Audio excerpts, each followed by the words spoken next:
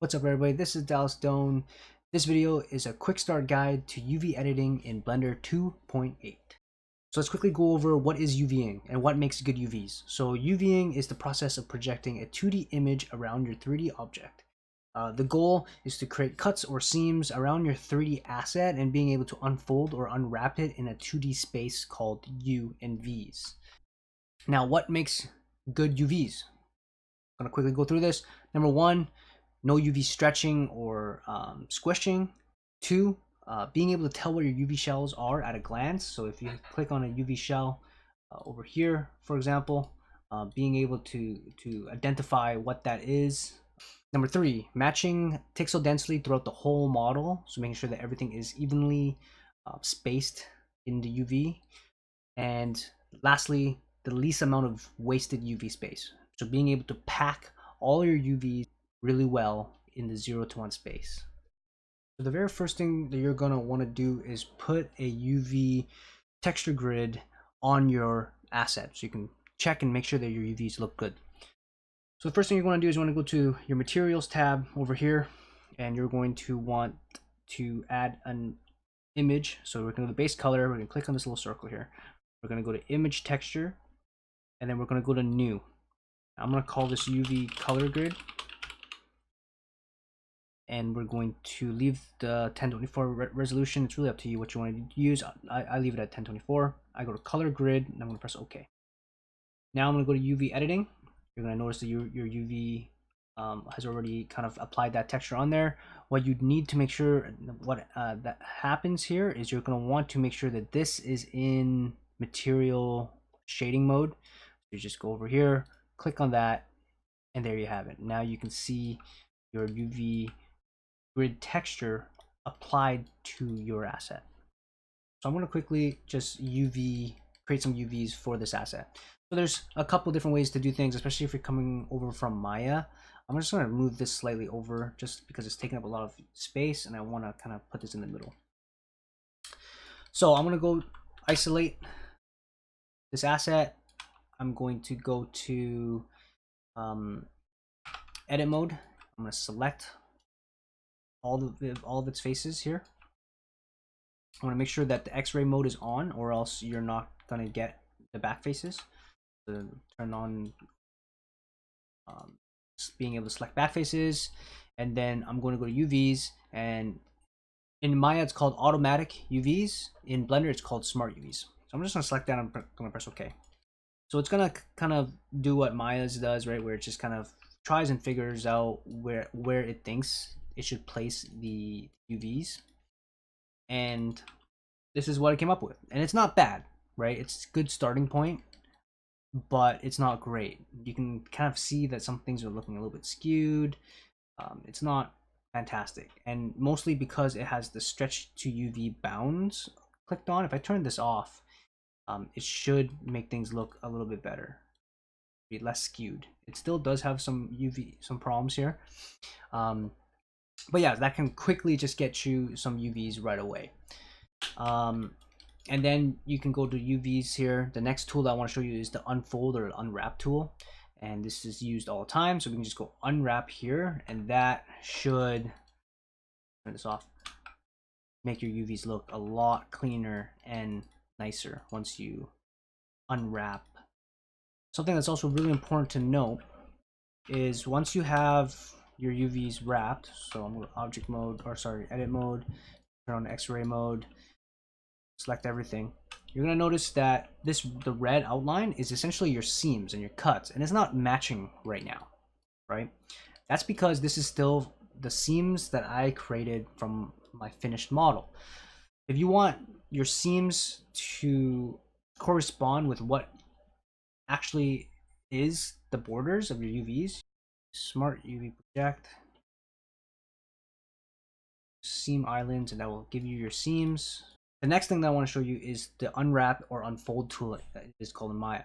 So I'm going to go back to, this is in edit mode. I'm going to go back to X-ray. I'm going to select everything, and you see the skewing that's happening over here. We're going to go to UVs. We're going to quickly unwrap, or the hotkey is U. And once I press that button, everything looks even. And this is essentially what you'd want, right, when you unfold and unwrap things.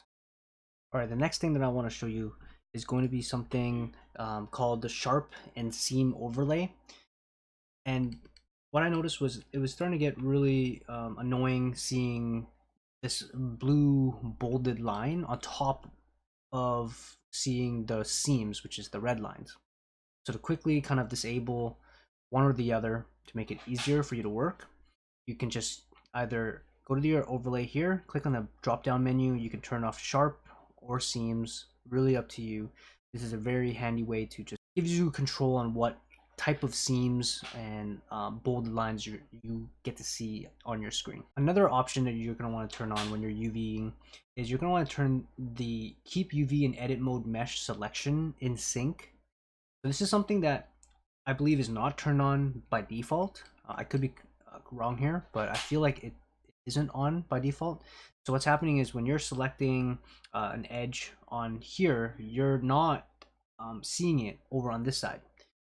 When you turn on this arrow right here, or these two arrows going angled up and down, it will enable you to see what it is that you're selecting on your UVs in your viewport as well. Now there's a caveat to turning this on. When you do turn this on, you lose the ability to select your UV islands. Now this is a very weird Blender thing where when you turn it off, you have an extra option here to select your UV island. So when I go to my edit mode here, I select faces, I selected all. And now if I wanted to select this UV shell and I want to just move it, right? This option is only available when you turn this off. So how do we move and sew or stitch seams together, right? So in Maya, it's called move and sew. In Blender, it's called stitching.